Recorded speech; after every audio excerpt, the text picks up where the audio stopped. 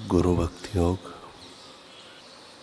अगर आपको प्राथमिक चिकित्सा का ज्ञान पाना हो तो केवल उसके विषयों की चर्चा करके पा सकते हैं, किंतु आप अगर MBBS कहलाना चाहते हैं, फिजिशियन या सर्जन के रूप में काम करना चाहते हैं, तो आपको नियमित रूप से 6 वर्ष तक अभ्यास करना चाहिए।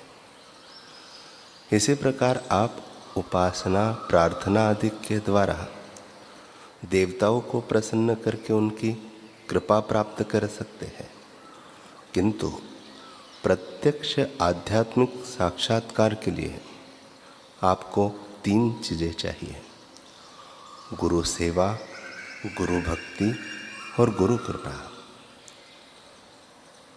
गुरु को शिष्य का आत्मसमर्पण और गुरु की कृपा, ये दोनों चीज़ें आपस में जुड़ी हुई है। शिष्य संसार सागर को पार कर सके, इसके लिए ब्रह्मवेत्ता गुरु आत्मज्ञान देकर उसका अमूल्य हित करते हैं। यह काम गुरु के सिवाय और कोई नहीं कर सकता। जिसके ऊपर सदैव गुरु की कृपा रहती है, ऐसे शिष्य को धन्यवाद है। आप अपने इष्ट देवता को गुरु कृपा के द्वारा ही प्रत्यक्ष मिल सकते हैं। गुरु एक प्रकार के माध्यम हैं जिनके द्वारा ईश्वर की कृपा भक्त के प्रति बहती है।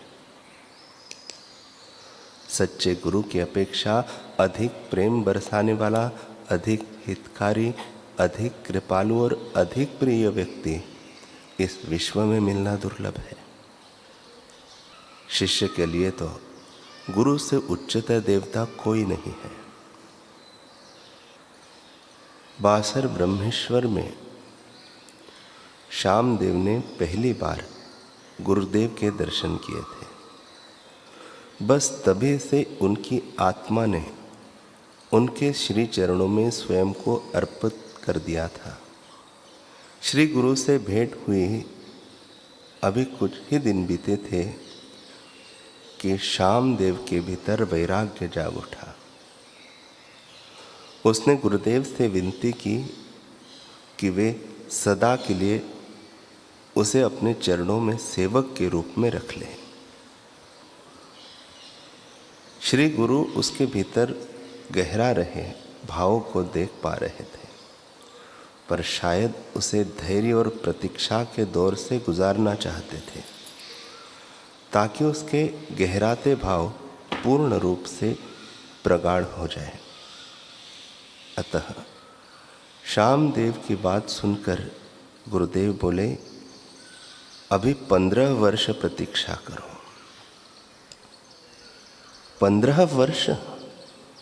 श्यामदेव को लगा जैसे उसने श्री गुरु की बात ठीक से नहीं सुनी। गुरुदेव ने कहा, हाँ,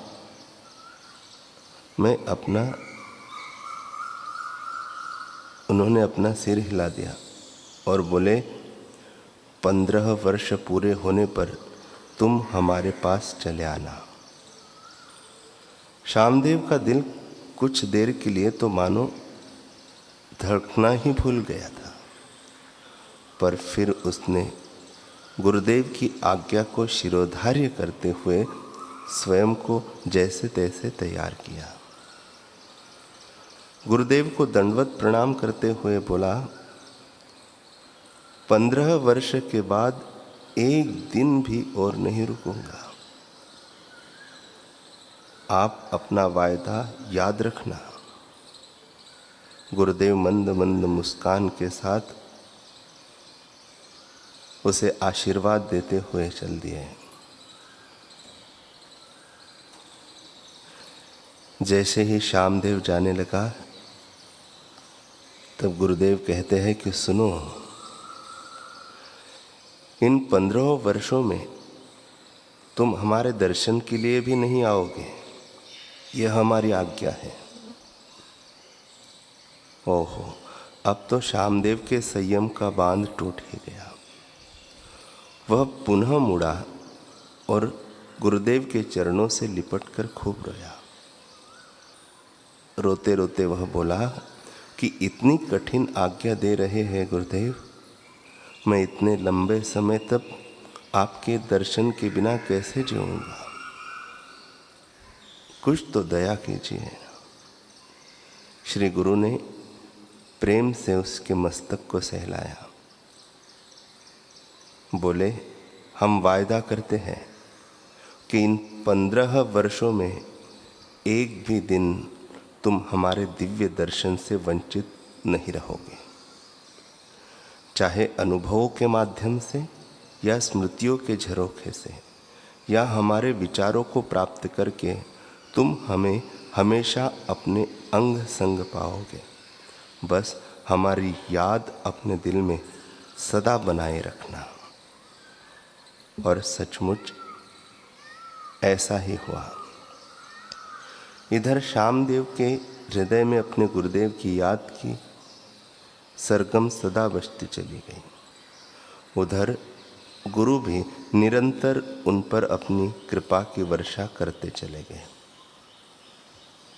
अधिकतर ऐसा होता है कि कोई न कोई व्यक्ति आकर उसे श्री गुरु की कोई लीला बता जाता, उनके प्रवचनों को सुना जाता।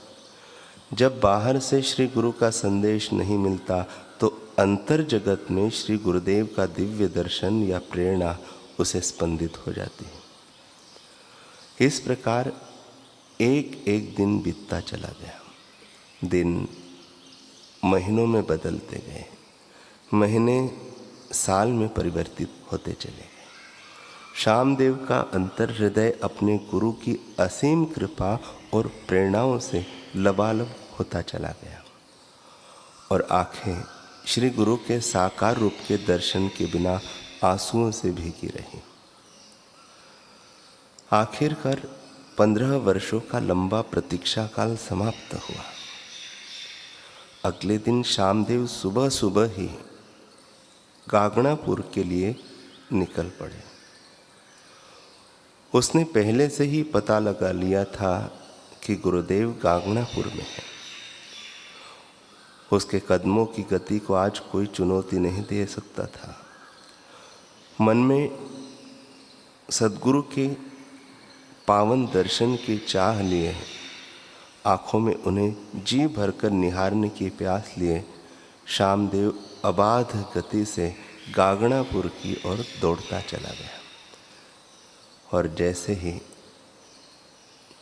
उसने गुरुदेव को सामने विराजमान देखा तो उनके श्री चरणों में लेट गया, खूब रोया, जी भरकर अपने आंसुओं से अपने प्रिय गुरुदेव के श्री चरणों का प्रक्षालन किया। श्री गुरु ने दोनों हाथों से उसकी पीठ को जोर से थपथपाया। उनके नेत्रों में भी अपने शिष्य को देखकर आज नमी उभर आई। उन्होंने उसे प्रेम से उठाया और बोले, कैसा है तू? इतने लंबे अंतराल के बाद अपने गुरुदेव की वाणी सुनकर श्यामदेव का रोम रोम झंकृत हो उठा। भाव के सैलाब में वह रोता ही चला गया।